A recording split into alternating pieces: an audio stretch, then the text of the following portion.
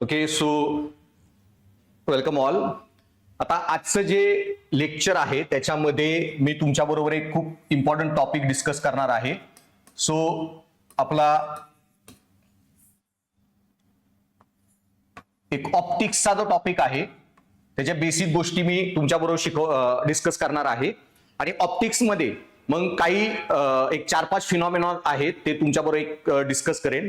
So ह्या add on लेक्चरमध्ये, कारण याच्यावर बऱ्याच वेळा प्रश्न येतो आणि जो चुकलाच नाही पाहिजे, खूप इझी टॉपिक आहे म्हणून हा सेपरेटली मी डिस्कस करत आहे. तर मग आता ऑप्टिक्समध्ये जे लाईट रिलेटेड गोष्टी आहेत, तर पहिलं तर तुम्हाला माहिती आहे की लाईट जेव्हा आपण म्हणतो, इलेक्ट्रोमॅग्नेटिक स्पेक्ट्रम मी पूर्ण डिस्कस केलेला आहे, पण त्याच्यामध्ये हायएस्ट फ्रिक्वेन्सी म्हणजे व्हायलेट कलर पासून Indigo, blue, green, yellow, orange, red जे डोळ्याला दिसतात त्या लाईटला फक्त लाईट, त्याला आपण फक्त लाईट म्हणतो आणि त्याचा स्टडी हा ऑप्टिक्स मध्ये केला जातो. आता लाईट रिलेटेड बरेच फिनॉमेना आहेत. ओके, तर मग ते कुठले कुठले आहेत आणि त्याच्यामध्ये काय काय होतं आणि आपल्या आजूबाजूला नॅचरल वर्ल्ड मध्ये ते कसे, कधी, कुठे दिसतात ते तुम्हाला मी आता सांगणार आहे. तर त्याच्यामध्ये सगळ्यात पहिल्यांदा लक्षात ठेवा की ऑप्टिक्स मध्ये कुठले कुठले फिनॉमेना आहेत. ओके, तर ऑप्टिक्स मध्ये एक आहे आपला reflection. Okay, reflection of light. त्याच्यानंतर एक होतो रिफ्रॅक्शन, आणि हा थोडा ट्रिकी आहे ना, हा समजला की बाकी सगळे आरामात समजतात. रिफ्रॅक्शन नंतर येतो, रिफ्रॅक्शन नंतर एक टोटल इंटरनल रिफ्लेक्शन, TIR ज्याला म्हणतात, टोटल इंटरनल रिफ्लेक्शन TIR. त्याच्यानंतर येतो एक डिस्पर्शन. Okay, dispersion. त्याच्यानंतर एक येतो स्कॅटरिंग. स्कॅटरिंग. त्याच्यानंतर एक येतो इंटरफरन्स. इंटरफरन्स पॅटर्न ज्याला म्हणतात, इंटरफरन्स. आणि एक आहे, ओके, अजून एक असतो डिफ्रॅक्शन. ओके, मी इकडे साईडलाच लिहितो तो डिफ्रॅक्शन.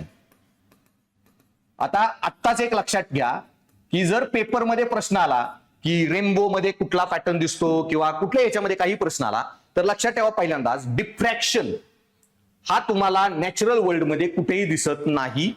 मी जेव्हा इंजिनिअरिंगला होतो, सेकंड इयरला, फर्स्ट इयरला आम्हाला अप्लाइड फिजिक्स म्हणून एक विषय असायचा. त्याच्यामध्ये इलेक्ट्रॉन मायक्रोस्कोप घेतल्यावरच तुम्ही डिफ्रॅक्शन पॅटर्न बघू शकता एखाद्या गोष्टीचा. सो ही डिफ्रॅक्शन पॅटर्न ही इम्पॉसिबल गोष्ट आहे. त्यामुळे कुठल्याही प्रश्नाच्या ऑप्शनमध्ये डिफ्रॅक्शन असेल ना, उत्तर नाहीच पकडायचं. Okay, almost. सो डिफ्रॅक्शन बाजूलाच करून ठेवा. हे जे 5 आहेत, 5-6 आपल्याला बघायचे, डिटेलमध्ये सांगतो, पण त्याच्यामध्ये एक लक्षात ठेवा की याच्यामध्ये डिस्पर्शन जे आहे ना, डिस्पर्शन हे एक प्रकारचं रिफ्रॅक्शनच आहे, हे लक्षात ठेवा. ओके, डिस्पर्शन जे आहे ना हे एक प्रकारचं रिफ्रॅक्शनच आहे. पहिलं एक वाक्य लक्षात ठेवायचं. त्याच्यामुळं कुठल्याही ठिकाणी जर प्रश्न विचारला तुम्हाला की प्रिझम मध्ये लाईट 7 भागात विभागते, ते कुठला फिनॉमेना आहे, आणि खाली आन्सर मध्ये डिस्पर्शन दिलंच नाही, तुम्ही रट्टा मारले डिस्पर्शन, लक्षात ठेवा डिस्पर्शन ही एक प्रकारचं रिफ्रॅक्शन आहे. ओके, सो डिस्पर्शन एक प्रकारचं रिफ्रॅक्शन आहे. आता एवढंच लक्षात ठेवा, पुढे तुम्हाला कळत जाईल. परत टोटल इंटरनल रिफ्लेक्शन हे जे आहे ना, हे पण एक रिफ्रॅक्शनच आहे. ओके, त्याला नाव रिफ्लेक्शन का दिलं ते मला माहित आहे सायंटिस्टनी, पण ते लाईट जी आहे ती टोटली इंटरनली रिफ्लेक्ट होते, त्यालाच इनडायरेक्टली ती रिफ्लेक्ट होत नाही, त्याला रिफ्रॅक्शनच म्हणतात. ओके, सो हे पण टोटल इंटरनल रिफ्लेक्शन हे पण एक प्रकारचं रिफ्रॅक्शनच आहे, लक्षात ठेवा. याच्यावर युपीएससीनी मुलं खूप चुकवलेली. रेनबोमध्ये हे 2 होतं, टोटल इंटरनल रिफ्लेक्शन आणि डिस्पर्शन. आणि युपीएससीने प्रश्न दिला की रेनबो मध्ये खालीलपैकी कुठले फिनॉमेना होतात, आणि ऑप्शन दिले रिफ्रॅक्शन, डिस्पर्शन, स्कॅटरिंग वगैरे. आणि लोकांना माहित होतं डिस्पर्शन असतं, रिफ्रॅक्शन नसतं, टोटल इंटरनल रिफ्लेक्शन असतं. आणि बऱ्याच मुलांनी ते मार्क केलं नाही. अरे रिफ्रॅक्शन हे टोटल इंटरनल रिफ्लेक्शन म्हणजे रिफ्रॅक्शनच असतं. हा एक पॉईंट लक्षात ठेवा, पुढे तुम्हाला तो कळेल ऑटोमॅटिक. इथपर्यंत कळालं dispersion, then you have scattering. Okay, आणि त्याच्यानंतर इंटरफरन्स. आता याच्यामध्ये एक गोष्ट लक्षात ठेवा, रिफ्लेक्शन म्हणजे काय, एक एक बघत जाऊ. रिफ्लेक्शन म्हणजे कुठली लाईट डायरेक्टली रिफ्लेक्ट झाली. मग मी सांगितलेलं व्हाईट लाईट जी असते ना, व्हाईट ही 7च्या 7 रंग रिफ्लेक्ट करते, ऑल 7 कलर्स रिफ्लेक्ट करते. त्याच्यामुळे ती गोष्ट व्हाईट पूर्ण दिसते, 7 रंग रिफ्लेक्ट झाल्यामुळं. ब्लॅक बॉडी जी आहे, black body no reflection, white body all reflection. Black body एकही रंग रिफ्लेक्ट करत नाही, म्हणून हे. माझा शर्ट ब्ल्यू का दिसतोय तुम्हाला? कारण ब्ल्यू रंग माझा शर्ट रिफ्लेक्ट करतोय, बाकी 6 कलर ऍब्सॉर्ब करतोय. पानं ग्रीन का दिसतात? कारण पानं फक्त ग्रीन रंग रिफ्लेक्ट करतात, बाकी सगळे रंग ऍब्सॉर्ब करतात. ओके. आणि रिफ्लेक्शन, किती amount of incident light reflect झाली, पर्सेंटेज, ओके, त्याला आपण म्हणतो अल्बिडो. तो कन्सेप्ट मी सेपरेटली सांगितलेला आहे. सो रिफ्लेक्शन आता बाजूला ठेवा, रिफ्लेक्शनचा प्रकार. ओके. आता आहे तुमचं रिफ्रॅक्शन. रिफ्रॅक्शन खूप महत्वाचं आहे. आता पहिल्यांदा लक्षात ठेवा, रिफ्रॅक्शन मध्ये, रिफ्रॅक्शनला एका लाईन मध्ये म्हणतात bending of light. Bending of light.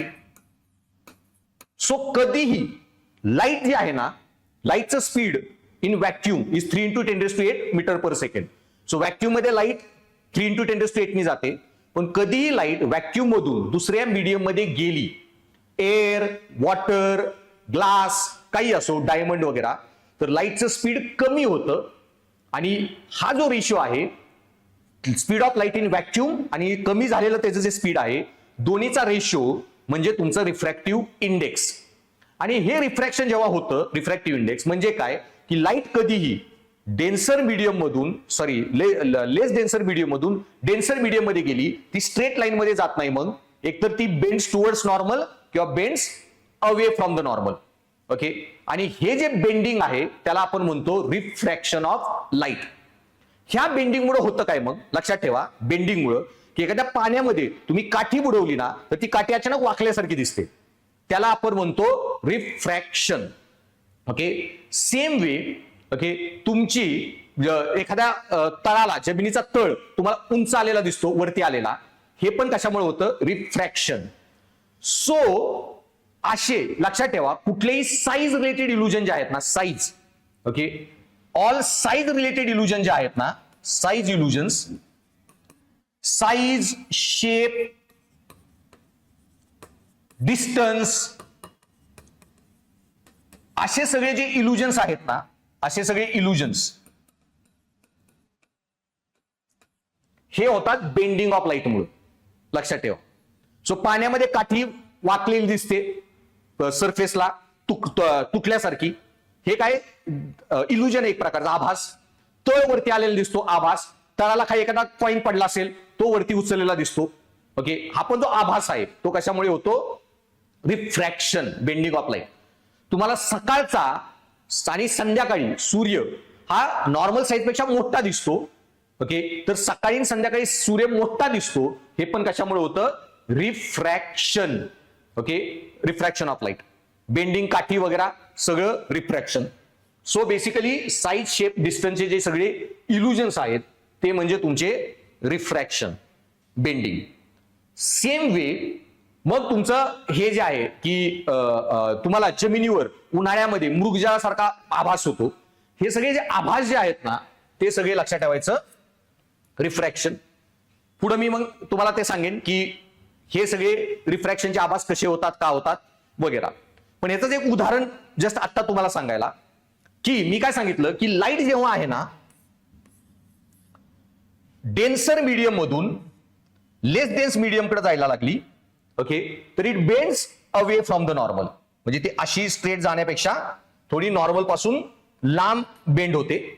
आणि सेम वे लाईट जर लेस डेन्स मीडियम मधून डेन्सर मीडियम मध्ये जायला लागली, it bends towards the normal, towards the normal. आणि इथून बाहेर पडताना परत bends away from the normal. So bends towards and bends away. आणि ही लाईट अशी अँगल बदलल्यामुळे होतं काय, की आपल्याला साईजचे इल्युजन होतात. आता हे कसं होतं, तर याचं एक उदाहरण तुम्हाला सांगायला.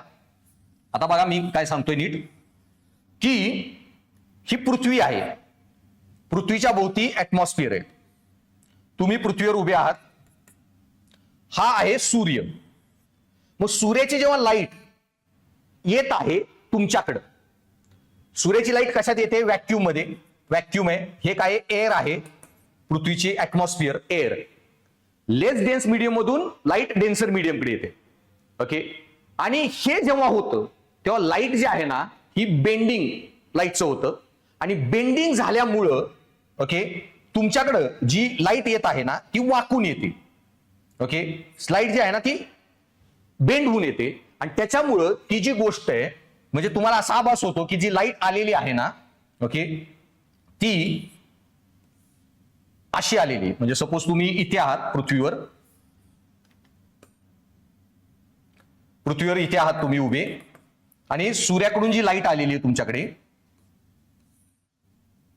ती थोडी बेंड होऊन येते, अशी बेंड होऊन, आणि आपला डोळा त्याला इकडून आली अशी समजतो आणि सूर्याची डिस्क थोडी तुम्हाला मोठी वाटते. हे जे इल्युजन्स आहेत मॉर्निंग इव्हिनिंगला जे होतात, सूर्याची डिस्क मोठी दिसते, ते म्हणजे तुमचं बेंडिंग ऑफ लाईट. हे सगळे जे फिनॉमिना आहेत ना बेंडिंग ऑफ लाईटचे, साईज वगैरेचं इल्युजन होतं, ते सगळं होतं तुमचं रिफ्रॅक्शन. आता मी तुम्हाला पुढे गेल्यावर डिटेलमध्ये सांगेन की रिफ्रॅक्शन आणि मग त्याचे दोन टाईप, टोटल इंटर रिफ्लेक्शन आणि डिस्पर्शन. सो हे तिन्ही मध्ये होतं बेंडिंग ऑफ लाईट, नीट लक्षात ठेवा.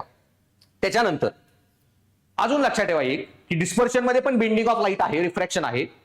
तुम्हाला जे 7 कलर दिसतात ना कुठेही रेनबो मध्ये जे 7 कलर दिसतात, तर पांढऱ्या लाईट मधले 7 कलर वेगवेगळे बेंड झाले तर मग तुम्हाला वेगवेगळ्या रंगाचे कलर्स पुढे आलेले दिसतात आणि त्याला आपण म्हणतो डिस्पर्शन. सो प्रिझम मध्ये जर प्रिझम तिरका असेल ना, प्रिझम हा ट्रायंग्युलर असतो, त्याच्यामुळे काय होतं व्हाईट लाईट त्याच्यावर मारली ना ते वेगवेगळ्या अँगलनी बेंड होते आणि तुम्हाला असे 7 सेपरेट रंग पुढे दिसून येतात आणि हे रंग सेपरेट होणे म्हणजे तुमचं डिस्पर्शन.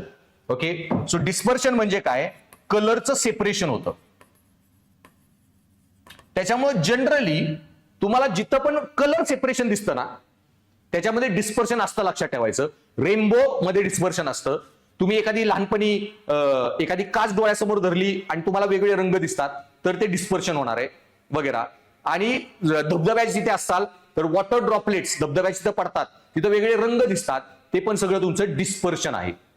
रंग तुम्हाला इंटरफरन्स मध्ये पण दिसतात, पण इंटरफरन्स पॅटर्न खूप कमी ठिकाणी दिसतो. फॉर एक्झाम्पल तेलावर जी ऑइलचा लेअर असतो, ओके, तेलावर तो ऑइल लेअर, त्या ऑइल लेअर मध्ये जे 7 रंग दिसतात किंवा तुमची सीडी डीव्हीडी असते त्याच्यामध्ये जे रंग दिसतात ते फक्त आहे तुमचं इंटरफरन्स.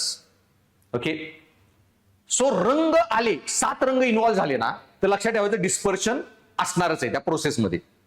त्याच्यानंतर आला स्कॅटरिंग. स्कॅटरिंग काय आहे की तुमच्याकडे एखादी लाईट आली, ओके, आणि एखाद्या डस्ट पार्टिकलवर ती लाईट धडकली तर त्याचे रंग हे स्कॅटर केले जातात आणि याच्यामुळे पण रंग दिसतात, पण 7 रंग नाही, कुठला तरी एक रंग दिसतो.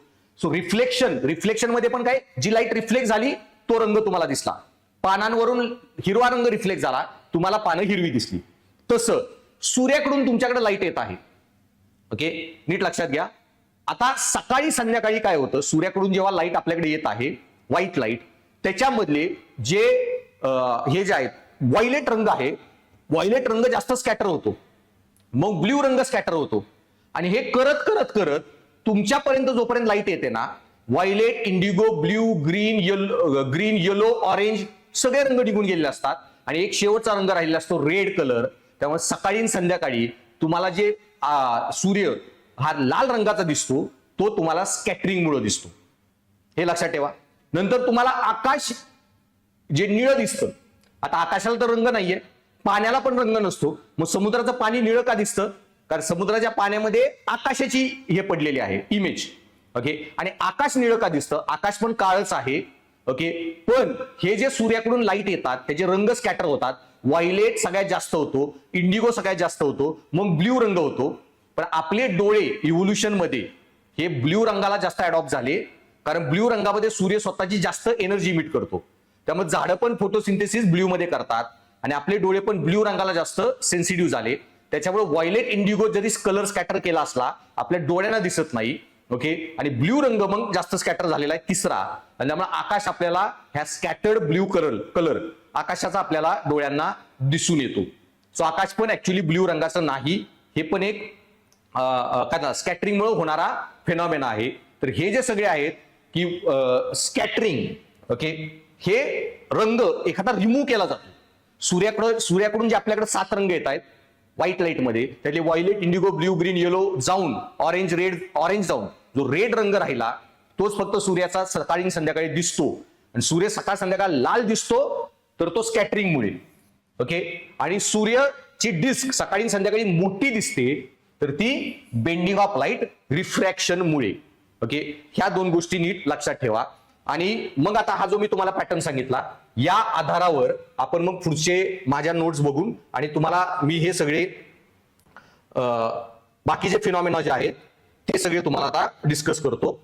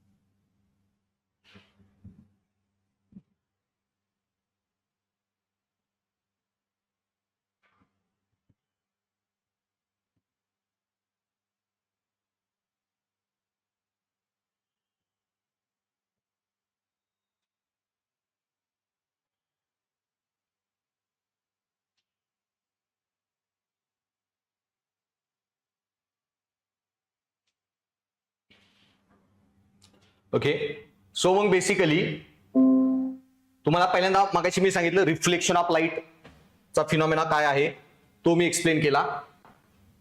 ओके, आता रिफ्रॅक्शन, रिफ्रॅक्शन काय आहे?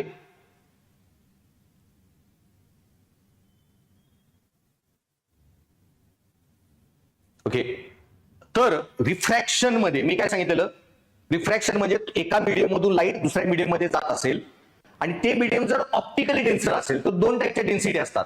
एक असते फिजिकली मास डेन्सिटी, दुसरी असते ऑप्टिकल डेन्सिटी. तर ऑप्टिकली डेन्सर मीडियम असेल तर लाईटचं स्पीड त्या मीडियम मध्ये कमी होतं आणि मग speed of light in vacuum आणि speed of light in that medium या दोन्हीचा रेशिओ म्हणजे ऑप्टिकल डेन्सिटी. मग स्पीड ऑफ लाईट व्हॅक्यूम मध्ये किती असतो? Just a second.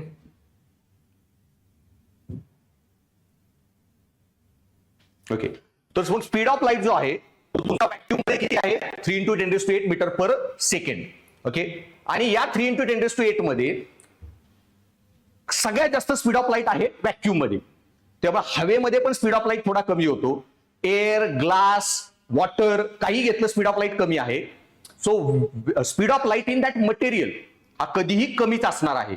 सॉरी, कमी असणार आहे speed of light in vacuum पेक्षा.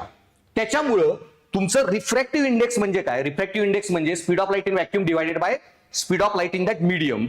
आणि कधीही रिफ्रॅक्टिव्ह इंडेक्स जी आहे ना ह्या प्रत्येक गोष्टीची ही 1 पेक्षा जास्तच असते. रिफ्रॅक्टिव्ह इंडेक्स 1च्या खाली कधी येईल? रिफ्रॅक्टिव्ह इंडेक्स 1च्या खाली यायला तुम्हाला स्पीड ऑफ लाईट त्या मटेरियलमध्ये जास्त लागेल स्पीड ऑफ लाईट व्हॅक्यूम पेक्षा. आणि स्पीड ऑफ लाईटचं व्हॅक्यूम मध्ये ओके स्पीड ऑफ लाईट जे आहे ते त्याच्यापेक्षा कुठल्याही मटेरियलमध्ये स्पीड ऑफ लाईट जास्त असू शकत नाही व्हॅक्यूम पेक्षा. त्याच्यामुळं रिफ्रॅक्टिव्ह इंडेक्स ही कधी पण काय असणार आहे? Greater than 1. ओके, सो मग कुठल्याही मीडियमची जर तुम्ही रिफ्रॅक्टिव्ह इंडेक्स मेजर केली त्याच्यावरून 30 ऑप्टिकल डेन्सिटी. कुठलंही मीडियम जे आहे ना हे ऑप्टिकली डेन्स आहे compare to vacuum. So optically dense आहे म्हणून त्याच्यातला स्पीड ऑफ लाईट कमी आहे आणि स्पीड ऑफ लाईट कमी असल्यामुळे रिफ्रॅक्टिव्ह इंडेक्स त्याची दरवेळा 1 पेक्षा जास्त असणार आहे. मग सगळ्यात रिफ्रॅक्टिव्ह इंडेक्स व्हॅक्यूमची किती पकडतो आपण? 1. रिफ्रॅक्टिव्ह इंडेक्स व्हॅक्यूमची 1 का? रिफ्रॅक्टिव्ह इंडेक्स कशी कॅल्क्युलेट करतो? Speed of light in that medium vacuum divided by speed of light in medium. तो मग व्हॅक्यूम मधलं speed of light divided by vacuum मधलं स्पीड ऑफ लाईट सेम असेल दोन्ही म्हणून रिफ्रॅक्टिव्ह इंडेक्स येणार 1. हवेची रिफ्रॅक्टिव्ह इंडेक्स व्हॅक्यूम पेक्षा थोडी हे आहे 1 पेक्षा थोडी जास्त आहे कारण स्पीड ऑफ लाईट एअर मध्ये थोडा कमी होतो 2.99 × 10⁸. Speed of light in vacuum is 3 × 10⁸. So 3 × 10⁸ divided by 2.99 × 10⁸. तर तुम्हाला अराउंड 1.003 ती व्हॅल्यू येणार आहे. ओके. सो मग बाकी कुठल्याही मीडियमचं तुम्ही कम्पेअर केलं तर स्पीड ऑफ लाईट त्या मीडियममध्ये कमी असते. आणि हे जे रिफ्रॅक्टिव्ह इंडेक्सचा जो तुम्हाला बेसिक प्रकार मी सांगितला, मग त्याचा ऑप्टिकल डेन्सिटी वगैरे जे आपण म्हणतो. आणि रिफ्रॅक्टिव्ह इंडेक्स कशी मेजर केली जाते तर त्यासाठी एक स्नेलचा लॉ आहे. तो स्नेलचा लॉ काय म्हणतो की तो स्नेलचा लॉ बघा, states that product of refractive index and the sine of the angle of incidence of a ray in one medium is equal to the product of refractive index and the sign of angle of refraction in a successive medium. So generally refractive index जो आहे तो sign of an angle of incidence ray आणि sign of angle of refractive ray ह्या दोन्हीच्या ratio वजून calculate केला जातो. तो एक बेसिक सोपा पार्ट आहे, तो बघून घ्या. त्या दोन्हीचा रेशिओ आणि त्याच्यावरून काढली जाते रिफ्रॅक्टिव्ह इंडेक्स. आता रिफ्रॅक्टिव्ह इंडेक्स काढताना ओके मी जे सांगितलं मगाशी की हे बेंडिंग आहे, शेवटी रिफ्रॅक्शनचा आपला विषय चालू आहे. आणि बेंडिंग होताना रिफ्रॅक्शन कसं होतं हे लक्षात घ्या की तुमची जर लाईट आहे ना, एक फॉर्म्युला लक्षात ठेवायचा कायम, हे वाक्यच लक्षात ठेवायचं कायम. स्पीड ऑफ लाईट कधीही ओके डेन्सर मीडियम मधून जर लाईट जायला लागली, अशी ट्रॅव्हल करते सपोज डेन्सर मीडियम मधून, हे डेन्स आहे मीडियम, ऑप्टिकली डेन्स आहे हे डेन्स. आणि लाईट तुमची डेन्सर मीडियम मधून लेस डेन्स मीडियम कडे जायला लागली तर it bends away from the normal. Okay, bends away from the normal. आणि लेस डेन्स मीडियम मधून जर डेन्सर मीडियम मध्ये जायला लागली तर it bends towards the normal. Straight line मध्ये न जाता ओके स्ट्रेट लाईन मध्ये न जाता ती अशी जायला पाहिजे, तर ती ऍक्च्युअली बेंड होते टुवर्ड्स द नॉर्मल. आणि परत बाहेर जाताना bends away from the normal. So लक्षात ठेवायचं, कुठलाही एक पॉईंट लक्षात ठेवायचा आणि त्याचे उलटे कॅल्क्युलेशन करत जायचे. सो तुम्ही असं लक्षात ठेवा की लेस डेन्स मीडियम मधून डेन्सर मीडियम मध्ये लाईट जायला लागली तर it bends towards the normal. आणि डेन्सर मधून लेस डेन्स जायला लागली it bends away from the normal. आणि याच्यामुळे ओके मोस्ट ऑफ द तुम्हाला जे इल्युजन दिसतात साईज शेप वगैरेचे, आता लक्षात घ्या की हे पण बेंडिंग ऑफ लाईट मी सांगितलं. आता ह्या बेंडिंग ऑफ लाईटमुळे कशी इल्युजन दिसतात ते मी तुम्हाला सांगतो, पण त्याच्या अगोदर अजून एक कन्सेप्ट लक्षात ठेवा की टोटल इंटरनल रिफ्लेक्शन हे रिफ्रॅक्शनशीच कसं रिलेटेड आहे. तर मग मी काय सांगितलं, कुठल्याही मीडियम मध्ये लाईट जेव्हा एंटर करते, डेन्स मीडियम आहे आणि हे लेस डेन्स मीडियम आहे, तर स्पीड ऑफ लाईट की लाईट एंटर करते डेन्सर मीडियम मधून लेस डेन्स मध्ये, it bends away from the normal. म्हणजे अशी स्ट्रेट न जाता अवे फ्रॉम द नॉर्मल करेल वळेल. मग तुम्ही जर हा इन्सिडन्सचा अँगल चेंज केला, थोडा इकडे मारला तरी अजून अवे फ्रॉम द नॉर्मल होईल. एक असा अँगल येईल ज्यावर जर लाईट जर धडकली तर इतकी बेंड होईल it will run parallel, it will bend 90 degree away from the normal. आणि त्याच्यापेक्षा जर तुम्ही लाईट मारली त्याच्यापेक्षा कमी अँगलला okay it will get totally internally bend. पूर्णच लाईट बेंड होऊन आत राहील ओके, बाहेर पडणारच नाही. आणि ह्यालाच आपण म्हणतो total internal reflection. So total internal reflection पण काय आहे, रिफ्रॅक्शनचीच एक केस झाली. मग आता हे जे बेंडिंग ऑफ लाईट मी तुम्हाला सांगितलं याच्यामुळे ओके लक्षात घ्या. सो एक वाक्य लक्षात ठेवायचं, whenever light enters from denser medium to less dense, हे लक्षात ठेवा. डेन्स मधून लेस डेन्स मध्ये जाताना bends away from the normal. आणि जर बेंडिंग 90% झालं ती पॅरल जाणारे सरफेसला आणि त्याच्यापेक्षा जास्त बेंडिंग झालं आतल्यातच इमिट रिफ्लेक्ट होऊन लाईट येणार. सो टोटल इंटरनल रिफ्लेक्शन होणार विच इज फुल बेंडिंग, म्हणजे पूर्ण रिफ्रॅक्शन आहे. आता ह्या रिफ्रॅक्शन फिनॉमिनामुळे मग मी जे सांगितलं की लाईट जी आहे लेस डेन्स मधून जर डेन्सरकडे चालली, लेस डेन्स मधून म्हणजे एअर जी आहे लेस डेन्स आहे, it will bend towards the normal. Okay, परत वॉटरपेक्षा ग्लास ज्यादा डेन्स आहे टुवर्ड्स द नॉर्मल, पण ग्लास आणि पेक्षा एअर लेस डेन्स आहे it will bend away from the normal. Air मधून व्हॅक्युम अजून लेस डेन्स आहे it will bend away from the normal. आता हे बाकी नोट्स मध्ये बघून घ्या. मग हे जे बेंडिंग आहे याच्यामुळे होतं काय, तुम्हाला मग गोष्टी आहेत ना ह्या सेम साईजच्या दिसत नाहीत, वेगवेगळ्या साईजच्या दिसतात. सो बेसिकली मग मागाशी मी जे सांगितलेलं की तुम्ही इथं प्रिझम मध्ये उभे आहात, लक्षात ठेवा प्रिझम आहे पूर्ण आत ग्लासमध्ये, आणि बाहेरून लाईट आली आहे, लाईट आली आहे, तर ही लाईट तुमच्याकडे येताना बेंड होऊन येईल, अशी बेंड झाली, समजून घ्या. याच्यामुळे होतं काय, sorry, he light bend towards the normal आहे. लेस डेन्स मधून डेन्स मीडियम मध्ये येताना लाईट काय होणार, बेंड टुवर्ड्स द नॉर्मल. तुमच्याकडं सूर्याची लाईट येते, 2 किरण येत आहेत, धडकलं की मी काय सांगितलेलं आहे, लेस डेन्स आहे म्हणजे व्हॅक्यूम मधून लाईट तुमच्याकडे येते, लेस डेन्स मधून डेन्स मध्ये येताना टुवर्ड्स द नॉर्मल बेंड होणार आहे. Okay, denser to less denser, away from the normal. Okay, मग याच्यामध्ये लाईट बेंड होऊन तुमच्याकडे आली तर तुम्हाला इल्युजन काय वाटतं की लाईट जी आली आहे ना, लाईट ही स्ट्रेट लाईन मध्ये आली असं आपण अज्युम करतो, स्ट्रेट लाईन मध्ये आलेली अज्युम करतो, बेंड आपल्याला कळत नाही, आणि मग आपल्याला काय वाटतं ऍक्च्युली सूर्याची साईज एवढी आहे मोठी. हे जे साईजचे इल्युजन दिसतात ते सगळे तुमचे होतात ह्याच बेंडिंग ऑफ लाईटमुळे. आणि सो हे जे सांगितलंय की for example sun is visible little before the actual sunrise and until little after actual sunset is due to refraction of light.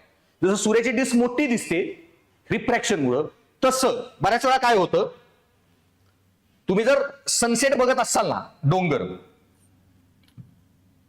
आता तुम्ही इथं जमिनीवर उभे आहात,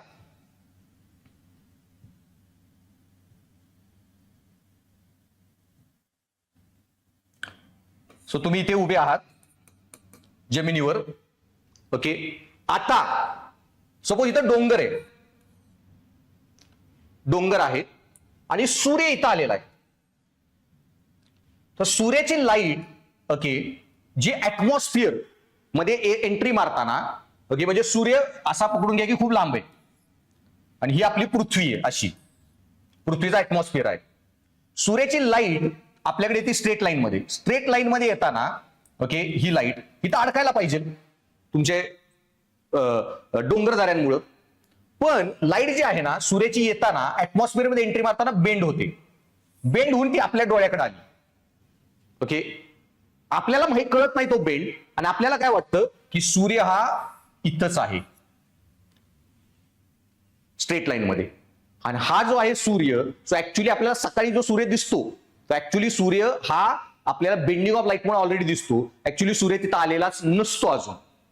ओके, आणि सेम वे संध्याकाळी पण ओके सूर्याचा सनसेट जरी झाला तरी लाईट बेंड होऊन व्हॅक्यूम मधून एअर मध्ये येताना लाईट बेंड होऊन येते, आणि बेंड होऊन आल्यामुळे आपल्याला सूर्य असा वरती आलेला दिसतो, आणि ज्यालाच आपण म्हणतो बिकॉज ऑफ बेंडिंग, त्याला आपण म्हणतो रिफ्रॅक्शन ऑफ लाईट.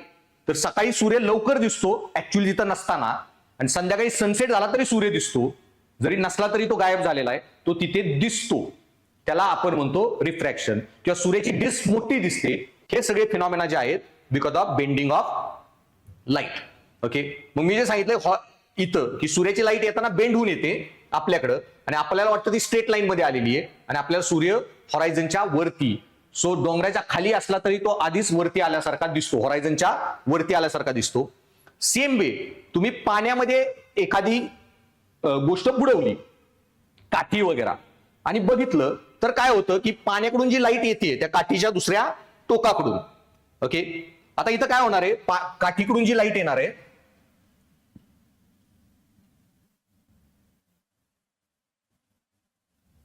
आता काठीकडून जी लाईट येते ओके त्याचं काय होणार आहे, हे डेन्स मीडियम आहे, हे लेस डेन्स मीडियम आहे.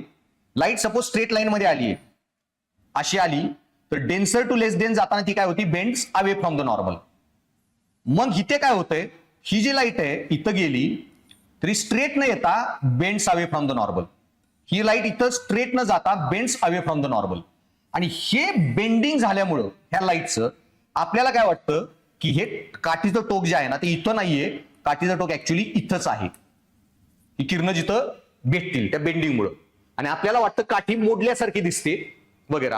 किंवा याच फिनॉमिनामध्ये इश्यू काय होतो की सपोज इथं एक कॉइन आहे पाण्यामध्ये, ह्या कॉइन पासून जी लाईट येते ना ओके ती आपल्याला, सपोज इथं असा एक कॉइन आहे पाण्यात, आणि या कॉइन पासून एक रे येतोय लाईटचा, तो लाईटचा रे डायरेक्ट सपोज इथेच आलेला आहे, हा इथे धडकला आणि तो बेंड होऊन आपल्याकडे आला. त्याच्यामुळे आपल्याला काय वाटतं की कॉइन जो आहे ना तो ऍक्च्युली इथंच आहे. आणि मग बरेच लोकांना तळ खूप दिसत नाही, त्यांना वाटतं अरे गुडघाभरच पाणी आहे आणि आत जातात आणि बसकन बुडतात. ओके, हे जे आहे ते पण तुमचं होतं रिफ्रॅक्शनमुळं. बरं, तुम्ही जेव्हा मासे मारायला जाता, ओके, मासेमारी करताय, इथं मासा आहे एखादा, पण तो मासा ऍक्च्युली बेंडिंग ऑफ लाईट मुळे तुम्हाला वरती दिसतो आणि तुम्ही हिथं बाण मारणार आणि माशाला बाण लागतच नाही. ओके, हे जे सगळे फिनॉमेना आहेत त्याला म्हणतात bending, refraction of light. So हे झालं रिफ्रॅक्शन.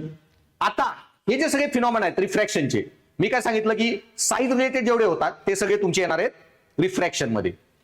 पण आता काय आहे की लक्षात घ्या, लाईट जी आहे ना, जर चौकोनी प्रिझम आहे, हा चौकोनी प्रिझम आहे, तर लाईट अशी बेंड होईल, अशी बेंड होईल, अशी बेंड होऊन बाहेर येईल. या लाईटमध्ये 7 कलर आहेत, 7 कलर एकत्र बेंड होतील, 7 कलर आहेत तसे बाहेर येतील, 7 कलर. पण जर तुमच्या गोष्टीचा शेप असा ट्रँग्युलर आहे तर काय होणार आहे की तुमची जी लाईट आहे ना ती बेंड होणार. पण इथं पण लाईट बेंड झाली आहे, पण बेंड झाल्यावर त्या लाईटला सेम अंतर ट्रॅव्हल करायचे, सेम ट्रॅव्हल करायचे. इथं काय आहे ना की कलर जे बेंड होत आहेत ना त्याच्यामध्ये सगळ्यात जास्त तुमचा कलर जो बेंड होतो, ओके, तो आहे तुमचा व्हायलेट. ते लक्षात ठेवा, बेंडिंग सगळ्यात जास्त व्हायलेट, मग इंडिगो, मग blue, green, yellow, orange, red.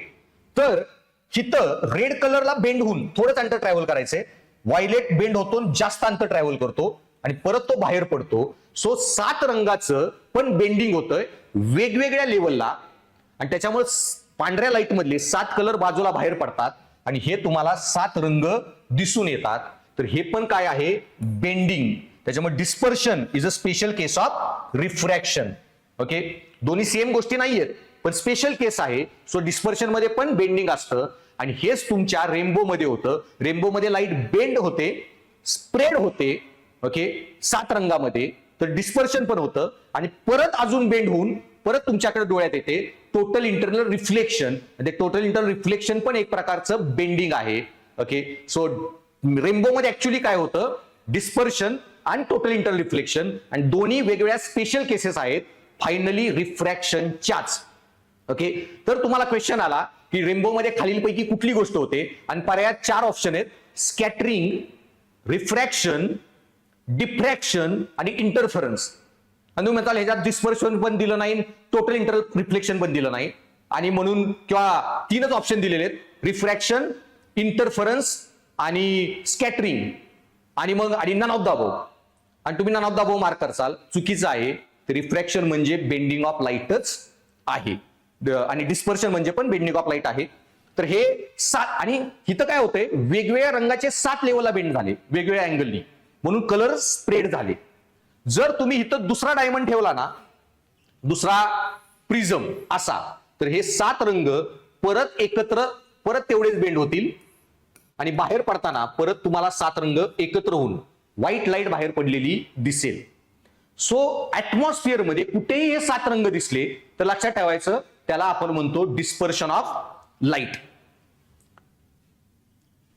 मग आता जे सांगितलं रिफ्रॅक्शन वगैरे, रिफ्रॅक्टिव्ह इंडेक्स, क्रिटिकल अँगल, त्या सगळ्या गोष्टी बघून घ्या. मग याच्यामध्ये आता एक गोष्ट आहे टोटल इंटरनल रिफ्लेक्शनची. आता टोटल इंटरनल रिफ्लेक्शन तुम्हाला कुठं कुठं दिसतं आणि तो कन्सेप्ट काय आहे ते बघा. तर कुठलीही गोष्ट मी सांगितली ना, डेन्सर मीडियम मधून लेस डेन्स मीडियम मध्ये जायला लागेल. ओके, डेन्सर मीडियम मधून, हे डेन्स मीडियम आहे, लेस डेन्स मध्ये जायला लागली. हे डेन्स आहे आणि लेस डेन्स आहे, म्हणजे डायमंड मधून बाहेर चालली आहे. तर काय होतं, ती जी गोष्ट आहे light bends away from the normal, away from the normal, आणि दर गोष्टीला एक क्रिटिकल अँगल असतो. क्रिटिकल अँगल म्हणजे काय की त्या अँगलला जर ती इन्सिडेंट रे त्याच्यावर मारला, त्या अँगलला जर इन्सिडेंट रे मारला तर ती लाईट आहे ना सरफेसलाच पॅरल जाते. तर सपोज तो इन्सिडेंट रे 45 डिग्री आहे, क्रिटिकल अँगल 45 डिग्री आहे, तर 45 डिग्री लाईट मारली ना तर ती इतकी बेंड होते अवे फ्रॉम नॉर्मल की 90 डिग्रीलाच बेंड होणार आहे तिचा. अवे फ्रॉम द नॉर्मल 90 डिग्रीनी it moves away from the normal. So normal पासून 90 डिग्रीला वळली आणि इकडेच गेली. आणि जर याच्यापेक्षा जास्त अँगलनी ओके तुम्ही जर आता इन्सिडन्स रे इथून मोजतो आपण नॉर्मलशी ऍक्च्युली, म्हणजे हा 45 डिग्रीचा इन्सिडेंट अँगल आहे आणि तो क्रिटिकल अँगल आहे. दर गोष्टीला एक क्रिटिकल अँगल फिक्स असतो. आणि जर त्याच्यापेक्षा जास्त अँगलला जर तुम्ही लाईट मारली तर ती लाईट पूर्ण आतल्यात बेंड होणार आहे, ज्याला आपण म्हणतो total internal reflection, which is a simple case of refraction. ही बेंडिंगचीच केस आहे आणि लाईट आतल्यात रिफ्रॅक्ट झाली. आता हे समजून घ्या टोटल इंटरनल रिफ्रॅक्शन काय आहे ते मी तुम्हाला बेसिकली सांगितलं. आता याच्यामध्ये मग लक्षात ठेवा की दर गोष्टीला एक रिफ्रॅक्टिव्ह इंडेक्स आहे आणि तो क्रिटिकल अँगल असतो. तो डिपेंड असतो ती गोष्ट किती ऑप्टिकली डेन्सर आहे याच्यावर. सो पाणी जे आहे ना, पाण्याचा रिफ्रॅक्टिव्ह इंडेक्स 1.33, डायमंडचा 2.42 आणि त्यांचे जे क्रिटिकल अँगल आहेत, क्रिटिकल अँगल बघा काय आहेत, 48.75, 41.14, 37.31, 24.41. सो म्हणजे काय, ह्या गोष्टीला म्हणायचंय की जर डेन्स मीडियम आहे हे आणि हा जो अँगल ऑफ इन्सिडन्स आहे, अँगल ऑफ इन्सिडन्स नॉर्मलशी मेजर करतो, तर पाण्याचा किती झाला 48, वॉटरचा 48.75, 48.75 काय होणार आहे, एवढा अँगल होईल सपोज 48.75. तर 48.75 पेक्षा जास्त अँगलची कुठली लाईट पडली ना ती पूर्ण आतल्यात बेंड होऊन जाईल. पण डायमंडचा इंटरनल रिफ्लेक्शनचा अमाऊंट किती आहे बघा, डायमंडची 24.41, 24.41 म्हणजे 90 पैकी 24.41 म्हणजे ऑलमोस्ट 25% लाईट जी आहे डायमंडवर. सो 24 अँगल पेक्षा जी पण जास्त अँगलची लाईट आहे ना, म्हणजे 90 मधून 24 वजा केलं तुम्ही ओके, तर 66 डिग्री मध्ये जर कुठली लाईट पडली इकडे या एरियात, सगळीच्या सगळी लाईट डायमंड मध्ये आतल्यात रिफ्लेक्ट होणार आहे. म्हणजे डायमंड मध्ये जर एकदा लाईट गेली तर त्या लाईटचा अँगल 24 डिग्री पेक्षा जास्त असेल, म्हणजे नॉर्मलशी इन्सिडन्सचा अँगल 25, 26 ते 90 पर्यंत, तर तो लाईट परत आतल्यातच माघार येणार आहे, आतल्यातच आत वळून माघार येणार आहे. ती लाईट कधीही बाहेर पडणार नाही. आणि डायमंड तुम्हाला मग ब्राईट लाईट पकडून धरल्यासारखा त्याचं लाईट हे दिसतो, इल्युजन दिसतं. आणि ह्याचाच वापर करून मग आपण टोटल इंटरनल रिफ्लेक्शन ओके हे दिसतं. पण टोटल इंटर रिफ्लेक्शन कधी होतं, डेन्सर मीडियम मधून लेस डेन्स मीडियम मध्ये लाईट जात असेल तर, उलट कधीही होत नाही. Total inter reflection cannot occur if light travelling from less dense medium to a denser medium. मग याचाच वापर करून यांनी काय केलं, पहिल्यांदा ऑप्टिकल फायबर केबल बनवल्या. ऑप्टिकल फायबर केबल मध्ये काय करतात ओके, की केबल जे आहे ना त्याच्यामध्ये ऍक्च्युली 3 लेअर असतात असे वेगवेगळे. आता ऑप्टिकल फायबर मध्ये हा ग्लास आहे, फायबर ग्लास, ग्लास म्हणजे काय, डेन्सर मीडियम, हे झालं लेस डेन्स मीडियम. ह्याचा काय क्रिटिकल अँगल आहे ओके, आणि त्या क्रिटिकल अँगल मध्ये जर लाईट हिट झाली ओके, क्रिटिकल अँगल पेक्षा जास्त, ती लाईट आतल्यात रिफ्लेक्ट होणार आहे आणि आतल्यातच ती लाईट निघून जाते. मग आता हे जर ऍक्च्युअल डिझाईन कसं केलं जातं फिजिक्समध्ये, हे असतो कोर ऑप्टिकल फायबर केबलचा ओके, आणि याच्या बाहेर क्लॅडिंग असतात, अजून लेअर असतो क्लॅडिंगचे ओके. हा असतो कोर, हा डेन्स असतो, आणि क्लॅडिंग लेस डेन्स, अजून लेस डेन्स. मग तुम्ही जेव्हा लाईट मारता, इथून एखादा सिग्नल सोडता लाईटचा, तो नॉर्मलला सपोज त्याचा क्रिटिकल अँगल 45 डिग्री, हा तुम्ही सोडलाय 60 डिग्रीनी बेंडचा, ते लाईट हळू bends away from the normal, away from the normal. आणि दर इंटरॅक्शन मध्ये अवे फ्रॉम द नॉर्मल तो बेंड होत तो आतल्यातच पूर्ण ओढून जातो आणि लाईट कधीही बाहेर पडत नाही. लाईटचा एनर्जी लॉस होत नाही आणि खूप स्पीड ऑफ लाईटनी तुम्ही डेटा लांबपर्यंत पाठवू शकता. हे जे सगळे इंटरनेट कम्युनिकेशन आहे ना, आपण डेटा इंटरनेट ऍक्सेस करतोय, हे जमिनीतून जी लाईट चालली आहे, सॉरी समुद्राच्या तळातून, हे जे ऑप्टिकल केबल टाकलेले आहेत, ह्या तिथून हे सगळा ऑप्टिकल फायबरनी इंटरनेटचा सगळा डेटा आपल्याकडे येतो आणि ह्या ऑप्टिकल फायबर काम करतात टोटल इंटरनल रिफ्लेक्शनवर ओके. सो हे जे आहे की लाईटचा अँगल जो आहे तो इन्सिडन्स रे पेक्षा तुम्ही जास्त ठेवला, त्या क्रिटिकल अँगल पेक्षा जास्त ठेवला, तर लाईट कधीही बाहेर पडत नाही, आतल्यात बेंड होत जाते. सेम हे डायमंड का चककतात, तर डायमंडला मी जे सांगितलं की डायमंड मध्ये एकदा का लाईट आत गेली, ओके, आणि आत गेल्यावर ती लाईट कंटिन्युअसली त्या क्रिटिकल अँगल पेक्षा जास्त अँगलला हिट झाली, म्हणजे सपोज इथे हे जे डायमंड मध्ये एक लाईट आत गेली, बेंड झाली, आणि ह्या डायमंडचा तो नॉर्मल आहे आणि डायमंडचा क्रिटिकल अँगल आहे हा 24 डिग्री, पण लाईट आता धडकलीये 50 डिग्रीला, ती लाईट टोटली आत बेंड होणार. ओके, हिथं पण मग लाईट जेव्हा हिट करते, हा त्याचा काय झाला की इथे तो नॉर्मल झाला आणि हा 24 डिग्रीचा अँगल असेल नॉर्मलचा, पण लाईट त्याच्यापेक्षा जास्त अँगलही धडकलीये, ती परत रिफ्लेक्ट होणार. हा त्याचा नॉर्मल आहे, हा 24 डिग्रीचा अँगल आहे, 24 डिग्रीचा, लाईट परत इथं धडकलीये, परत आत रिफ्लेक्ट होणार आणि लाईट आतल्यातच फिरत राहणार. आणि डायमंड जे ट्विंकल करतात हे तुम्हाला याच्यामुळे दिसतं, हे टोटल इंटरनल रिफ्लेक्शन. आणि अजून लक्षात ठेवा, रिफ्रॅक्शन. तुम्हाला रात्री तारे जे चककताना दिसतात ना, रात्री तारे चककताना, हे पण आपल्याला रिफ्रॅक्शनमुळे दिसतात. का? ओके, तर तुम्ही पृथ्वीवर आहात, हे ऍटमॉस्फिअर आहे आणि एखादा तारा आहे, तारेची लाईट आपल्याकडे येते. आता काय होतं, तारेची लाईट ऍटमॉस्फिअरच्या लेअर मधून येताना हवेचे जे लेअर आहेत ना, हे काही लेस डेन्स, डेन्स, लेस डेन्स वेगवेगळे लेयर्स असतात. आणि अशा लेयर्स मधून जेव्हा लाईट आपल्याकडे येते, याची बेंड होते ते, आणि त्यामुळे आपल्या डोळ्यात जाते, तेव्हा लाईट अशी मूव्ह होऊन आलेली असते, आपल्याला वाटतं तो ताराच चमकत आहे. पण तुम्ही जर पृथ्वीच्या ऍटमॉस्फिअरच्या बाहेर गेला तर तुम्हाला तारे असे चमकताना दिसणार नाहीत. सो ताऱ्यांचं ट्विंकलिंग हे पण रिफ्रॅक्शनमुळे होतं, आणि डायमंडचं ट्विंकलिंग जे आहे ना, ते पण रिफ्रॅक्शनमुळे. फक्त ह्या ट्विंकलिंगला आपण टोटल इंटरनल रिफ्लेक्शन म्हणतो. हे ताऱ्यांच्या मध्ये टोटल इंटरनल रिफ्लेक्शन होत नाही, कारण ताऱ्यांच्या मध्ये लाईट कुठून येते, व्हॅक्यूम मधून एअर मध्ये. Less dense to more dense, less dense to more dense येताना ताऱ्यांचं बेंडिंग होत नाही.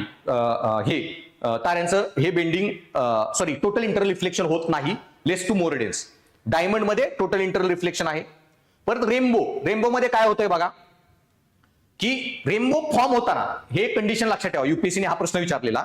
आणि आता एसीचा जो पेपर आलेला आहे, मी बऱ्याच वेळा सांगितलं की युपीएससी पॅटर्न बदलणार, एसीचा पेपर बघा त्याच लेवलचे होते, त्याच्यामुळे तुम्हाला ओके नीट त्याच युपीएससी लेवलच्या हिशोबाने प्रिलियमचा अभ्यास करा. ओके, प्रिलियम सेम राहील वगैरे काही अज्युम करू नका, प्रश्नाचा पॅटर्न बदलू शकतो. ओके, ह्यांनी आता 8 पैकी 5 एक एसे जे होते ते फिलॉसॉफिकल विचारले, 3च एसे त्यांनी फॅक्च्युअल विचारले, त्याच्यामुळं प्रिलियमचा पेपर पण बदलेल. त्यामुळे रिझनिंग अभ्यास करा, अजून जेवढा वेळ आहे तुमच्या हातात त्याचा नीट वापर करा. आता याच्यामध्ये जेव्हा लाईट तुमच्याकडे रेनबोची लाईट येत आहे, पहिल्यांदा रेनबो कधी फॉर्म होऊ शकतो, तर हे लक्षात ठेवा, रेनबो फॉर्म व्हायला ओके सूर्य तुमच्या मागे पाहिजे आणि पाऊस तुमच्या पुढे झाला पाहिजे, तरच रेनबो दिसू शकतो. तर मग इथं काय आहे की तुम्ही ऑब्झर्वर आहात, इथं आहात तुम्ही, सूर्य तुमच्या पाठीमाग आहे, पाऊस तुमच्या पुढे झालेला आहे आणि लाईट मागून येते. तर लाईट जेव्हा मागून आत जाते, रेनबोचं जे पाण्याचे जे ड्रॉपलेट्स आहेत ते चौकोनी नाहीयेत, त्यांचा इरेग्युलर शेप आहे. आणि त्याच्यामुळे काय होतं, लाईट जेव्हा आत आली त्या लाईटचं काय झालं, बेंडिंग. एक बेंडिंग, लाईट वेगळ्या अँगलनी बेंड झाली, 7 रंग वेगळे झाले. सो पहिलं काय झालं, रिफ्रॅक्शन अँड डिस्पर्शन. आणि नंतर ती लाईट डेन्सर मधून आता लेस डेन्स मध्ये जाणार आहे.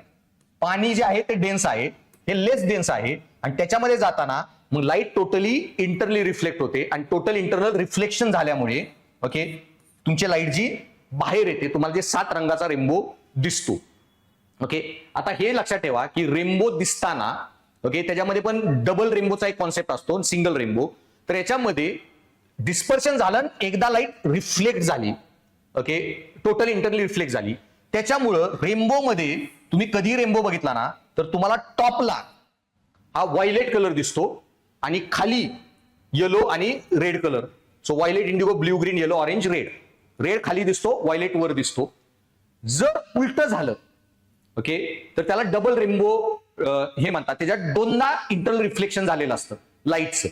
ओके, आणि त्या केसमध्ये तुम्हाला रेनबो जो आहे तो उलटा दिसू शकतो. पण सिंगल रेनबो जे असतात की जिथं एकदाच टोटल इंटरनल रिफ्लेक्शन झालेलं आहे, तिथं तुम्हाला व्हायलेट कलर ऑन टॉप आणि रेड कलर खाली दिसतो. पण आता मी काय सांगितलं, हे रंग आहेत रेनबो मधून 7 रंग म्हणजे डिस्पर्स झाले आणि तुमच्याकडे येत आहेत रंग. तुमच्या आणि त्या रेनबोतले जे ड्रॉपलेट्स आहेत त्याच्यामध्ये काय आहे, ऍटमॉस्फिअर. आणि ऍटमॉस्फिअर काय करू शकतं, स्कॅटरिंग. आणि स्कॅटरिंग मध्ये काय होतं, सगळ्यात जास्त रंग जे स्कॅटर होतात तो व्हायलेट सगळ्यात जास्त होतो, मग इंडिगो वगैरे. आणि बेंडिंग पण तसंच होतं, व्हायलेटचं जास्त होतं कम्पेअर टू रेड वगैरे. आणि त्याच्यामुळं तुमचे जे स्कॅटर्ड कलर आहे ते व्हायलेट जास्त स्कॅटर होतो, इंडिगो जास्त होतो, मग ब्ल्यू जास्त होतो, ग्रीन होऊ शकतो. आणि फायनली तुमच्या डोळ्यापर्यंत जेव्हा रंग येतील तर तुम्हाला फक्त रेड आणि येलो, सो तुम्हाला फक्त रेड आणि येलो रंगाचाच रेनबो दिसेल. दर रेनबो मध्ये 7 कलर असतील याची गॅरंटी नाही. सो तुम्हाला जर प्रश्न विचारला की रेनबो मध्ये 2-3च कलर दिसतात, ते कुठले, तर मॅक्झिमम रेड आणि येलो वाले दिसणार.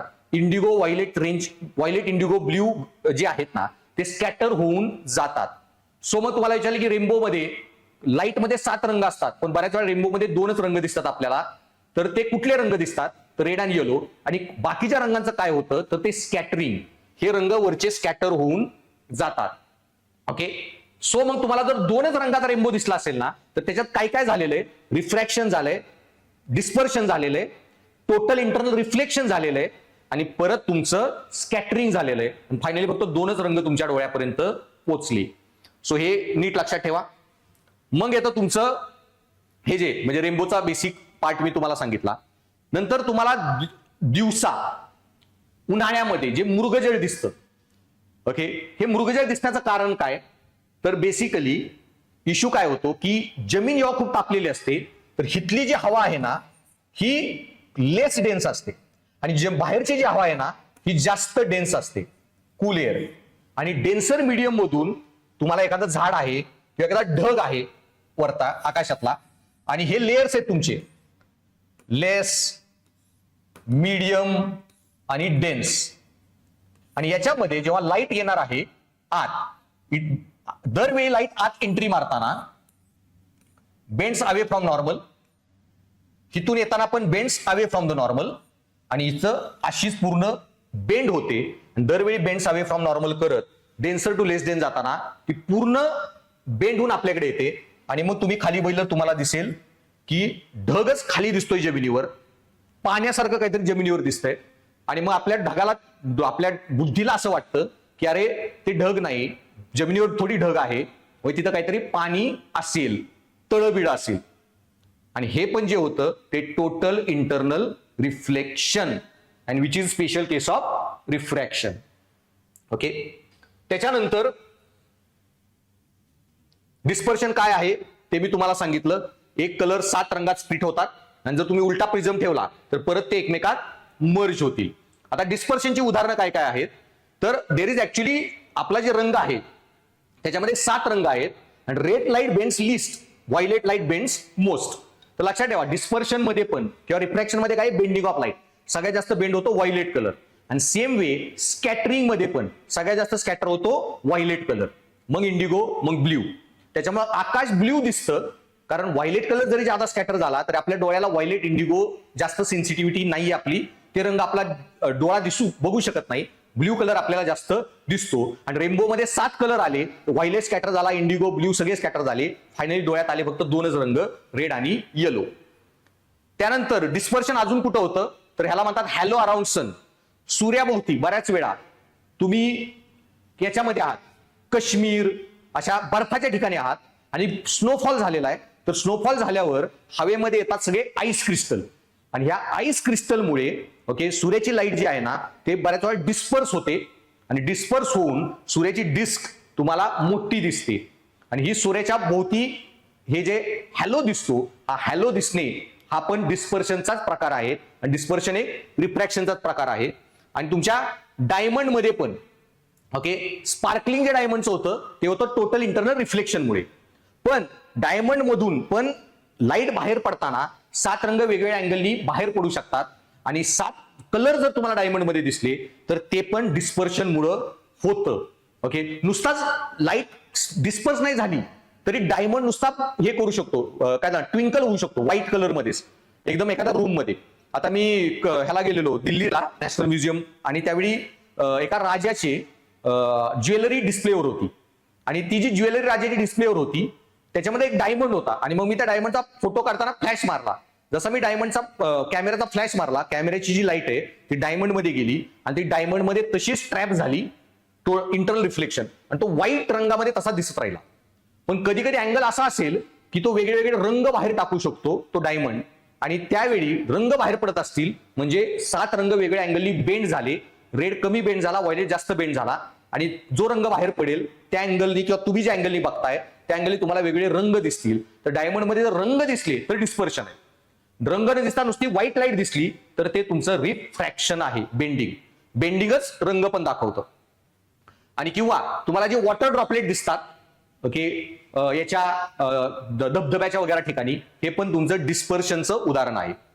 आणि मग येतं स्कॅटरिंग. तर स्कॅटरिंग ऑफ लाईट आहे ना, तर इश्यू काय आहे ना स्कॅटरिंग मध्ये, की तुमचे 7 रंग आहेत, violet, indigo, blue, green, yellow, orange, red visual spectrum मध्ये. व्हायलेटच्या पुढे काय असतात, मी जे सांगितलेले की ultraviolet, X ray, then alpha, beta, gamma, ह्यांची काय असते, फ्रिक्वेन्सी ज्यादा असते आणि वेवलेंथ लॅम्बडा कमी असतो, एन फ्रिक्वेन्सी ज्यादा असते. इकडे गेला तर काय असतं, मी सांगितलं रेड, इन्फ्रारेड वगैरे, इकडे फ्रिक्वेन्सी एन कमी असते आणि लॅम्बडा ज्यादा असतो. आता काय आहे ना की जेव्हा एखादी लाईट, मग ऑटोमॅटिकली व्हायलेटचं काय, फ्रिक्वेन्सी ज्यादा आहे रेड पेक्षा आणि वेवलेंथ कमी आहे रेड पेक्षा. आता लक्षात ठेवा की कुठली लाईटचं जेव्हा येते ह्यांची जी फ्रिक्वेन्सीची रेंज आहे ना, रेंज किंवा वेवलेंथची जी रेंज आहे ना, आणि वेवलेंथ म्हणजे ही झाली वेवलेंथ, हे डिस्टन्स जे आहे ते, हे डिस्टन्स जे आहे ना, हे डस्ट पार्टिकल जो असतो ना, डस्ट पार्टिकल, हवेतले डस्ट पार्टिकल, त्यांची साईज एवढ्याच रेंजमध्ये असते डस्ट पार्टिकलच्या. आणि त्याच्यामुळं हे जेव्हा या डस्ट पार्टिकल धडकतात, हे वेगवेगळे रंग जे आहेत ना ते स्कॅटर करून टाकतात. आणि हे स्कॅटरिंग जे होतं ना, ते रेली स्कॅटरिंग म्हणतात त्याला. त्याचा जो फॉर्म्युला आहे इज 1/λ⁴. 1/λ⁴. सो ओके, आणि इट इज इनव्हर्सली प्रोपोर्शनल.